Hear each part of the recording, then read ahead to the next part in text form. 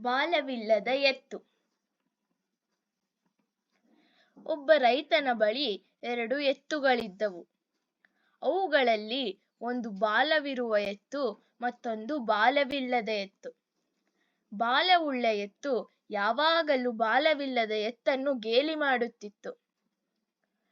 ಕೊಟ್ಟಿಗೆಯಲ್ಲಿ ಸೊಳ್ಳೆಗಳು ಕಚ್ಚಿದಾಗಲೂ ತನ್ನ ಬಾಲದಿಂದ ತನಗೆ ಕಚ್ಚುತ್ತಿದ್ದ ಸೊಳ್ಳೆಗಳನ್ನು ದಿಕ್ಕಾಪಾಲು ಮಾಡಿ ಬಾಲವಿಲ್ಲದ ಎತ್ತಿನ ಸಂಕಟವನ್ನು ನೋಡಿ ನಗುತ್ತಿತ್ತು.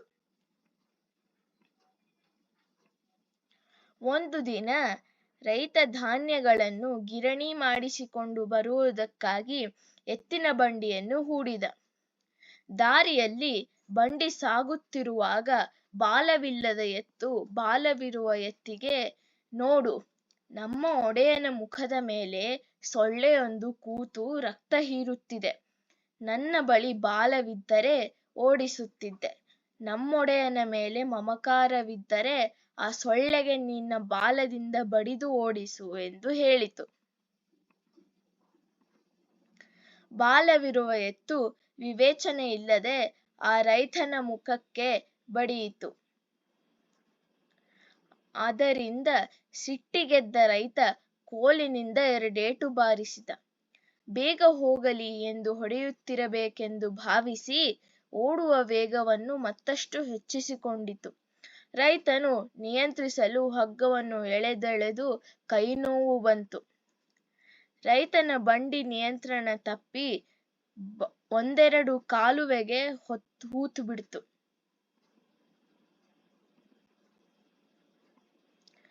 ಬಾಲವಿರುವ ಎತ್ತು ಓಡಿ ಓಡಿ ಸುಸ್ತಾಗಿ ಮಲಗಿಕೊಳ್ತು.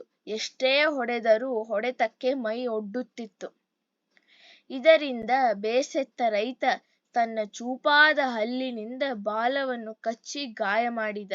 ಕೊನೆಗೆ ಗಾಯ ವಾಸಿಯಾಗದೆ ಕಚ್ಚಿದ್ದಲ್ಲಿಗೆ ಬಾಲ ತುಂಡಾಗಿ ಅದು ಕೂಡ ಬಾಲವಿಲ್ಲದ ಎತ್ತಾಯಿತು. ಕೊಟ್ಟಿಗೆಯಲ್ಲಿ ಸೊಳ್ಳೆಗಳು ಮುತ್ತಿಕೊಳ್ಳುತ್ತಿದ್ದಾಗ ಬಾಲವಿಲ್ಲದ ಜೀವನ ತುಂಬಾ ಕಷ್ಟವಿದೆ ಎಂಬ ಅರಿವಾಯಿತು. ನನ್ನ ಗೆಳೆಯನನ್ನು ನಾನು ಗೇಲಿ ಮಾಡಬಾರದಿತ್ತೆಂದುಕೊಂಡಿತು. ಹೊಸ ಕಥೆಗಳಿಗೆ ಲೈಕ್, ಕಾಮೆಂಟ್, ಶೇರ್ ಮತ್ತು ಸಬ್ಸ್ಕ್ರೈಬ್ ಮಾಡಿ.